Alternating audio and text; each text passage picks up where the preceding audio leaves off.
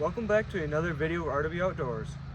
Today I got here a early 1960s Johnson 3-horse outboard. Now this one here, it runs pretty good, but it's got intermittent spark on one cylinder and it's also pretty weak. So I'm going to be cracking open the flywheel and take a look at the coils to see if they're good, and maybe it just needs the points cleaned. Now this little Johnson 3-horse will be a nice runner for rustic camping because it's only like 40 pounds and it's got an internal gas tank. So there's no need to have an extra gas can built into your boat. Now these old motors are just designed to run forever. They're also designed for a common man like you and I to just take a set of tools out of his toolbox and just start wrenching on them and be able to fix anything. Now the nice thing about these old Johnson Evinrude outboards is it's made in the good old US of A. So all you need to fix these is just standard American sized tools. So the first thing I'm going to be doing is removing the bolts on the bottom side of the gas can to be able to take the gas can off. And I'll show you up close now. Now on the bottom of this motor, there's usually a metal shroud that covers the bottom part, which I have that, but I already taken that off.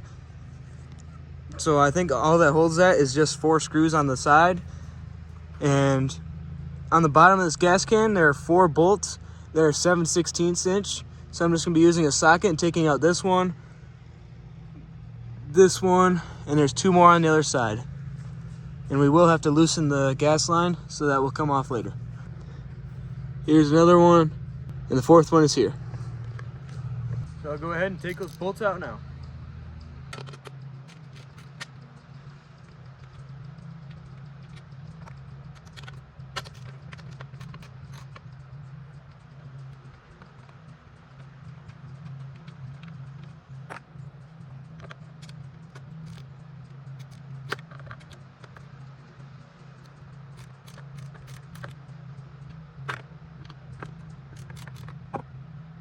Now I got the 4 bolts removed on the bottom side of the gas can. Now what's nice with this motor is you will not have to remove the recoil cover. So these 3 screws on top will not have to be removed. Now I'm going to take a 7/16 inch wrench or a 12 millimeter to disconnect the gas line from the fuel valve.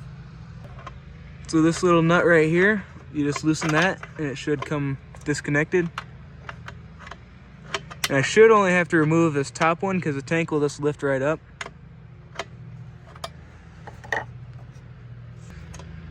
So you can see I got the gas line taken off. Now one important part is, I forgot to mention earlier, is make sure your gas valve is shut off. Now we should be able to lift up the gas tank and expose the flywheel.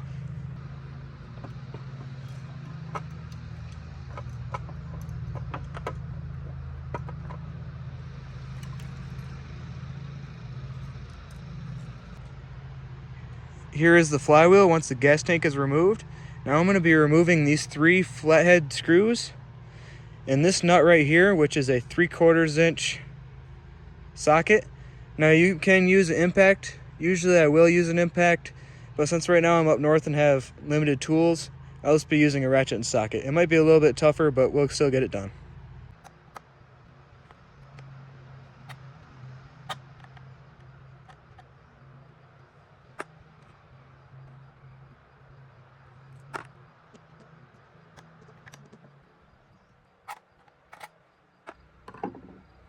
Now there will be a couple plates that will come out on top of the flywheel. First this one, and then the big shiny one, which you'll have to remember how these go back.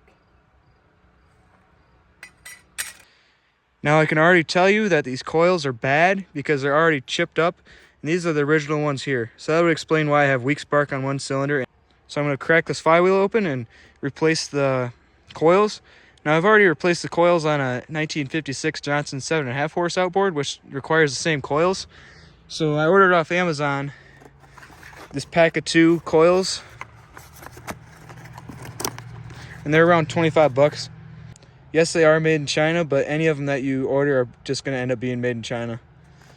And I believe when I ordered these coils, it said that all these coils will work for any small motor from 1.5 to 18 horsepower or something from 1950s to the 70s.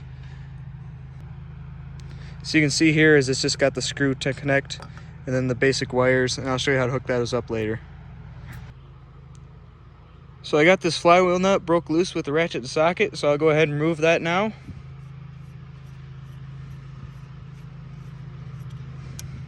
these flywheels out, you can either use a flywheel puller, or you can take a rubber mallet or a hammer with a piece of wood and slightly tap the camshaft and lift up with one hand the flywheel. And I'll demonstrate that in a minute.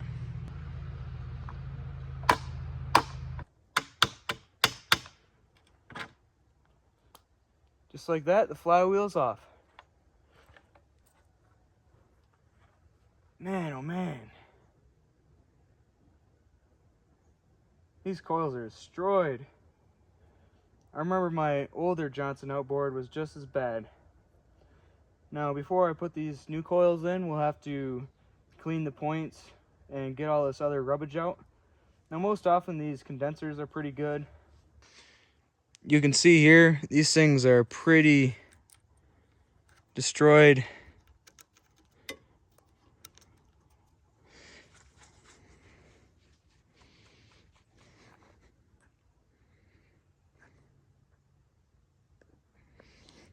Now, the first step to removing one of these coils is you will have to remove this screw, and this screw. So I'll go ahead and do that right now. It's easier to start out with the top spark plug because the wire is just this one right here.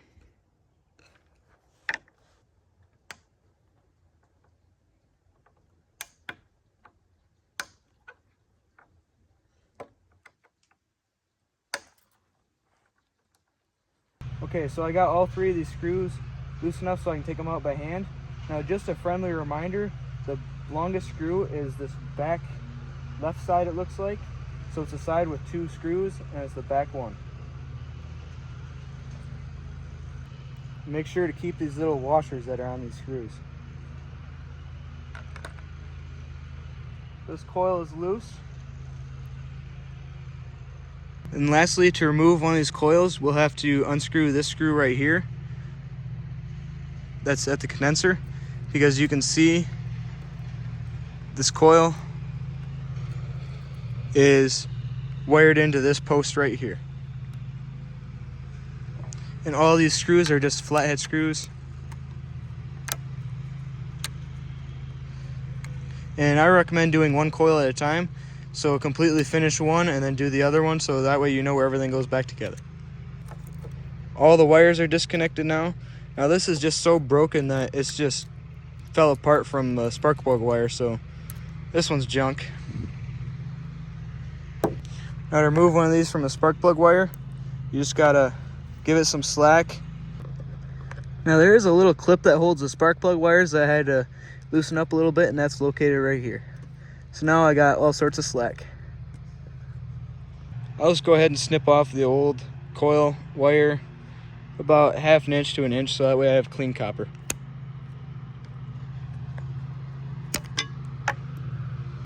Okay, so I cleaned up some of the old coil residue that was laying right here. Now I'm gonna go ahead and clean these points up. I have this 200 grit piece of sandpaper, and I folded it in half like this so it's gritty on both sides. And then you're gonna go ahead and open up the point and then slide the piece of sandpaper in, and then go back and forth like this. And then all you gotta do is pull it forward. You just have to do this process 3 or 4 times. That's all you need to clean these points. And then do the same thing to this side here.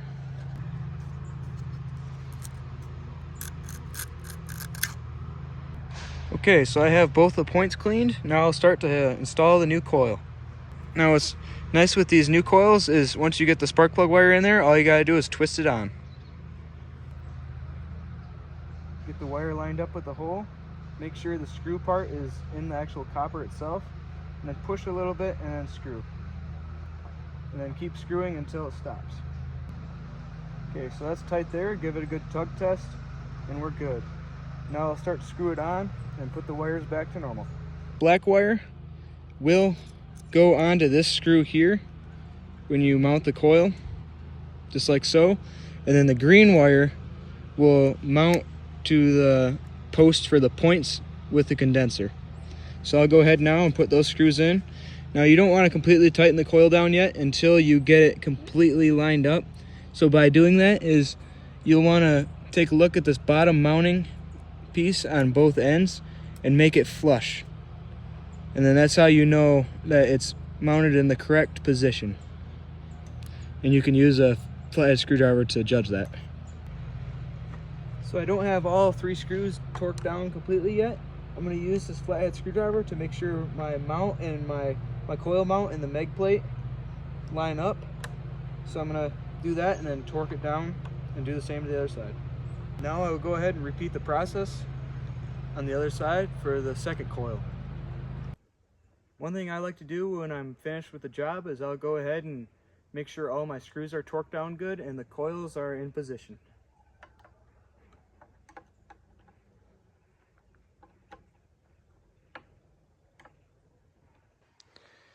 So you can see here everything's all hooked back up properly. The black wires hooked to the screw and the green wires hooked to the points on both coils. All my connections are tight, the points are cleaned, condensers should be pretty good. And I'll go ahead and put the flywheel back on now. Same process, you just put it on there and then torque down the nut on top, and then we'll put the gas tank back on and we'll put her in a barrel. One thing when lining up the flywheel, make sure the little keyway lines up in its position.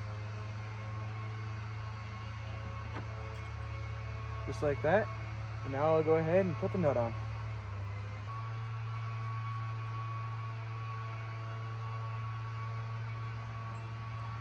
Alright, I got the gas can back on, and I'll go ahead and fill up a barrel and put her in, see if she got fire.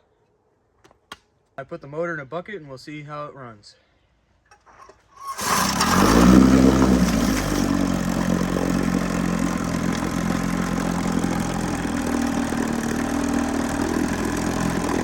Pumps pretty good water.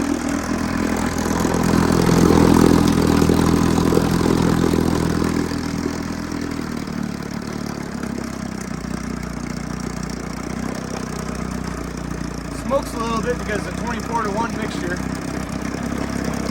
Maybe the next few days we'll get this on a boat and see how it runs. Thanks for watching. Please like and subscribe.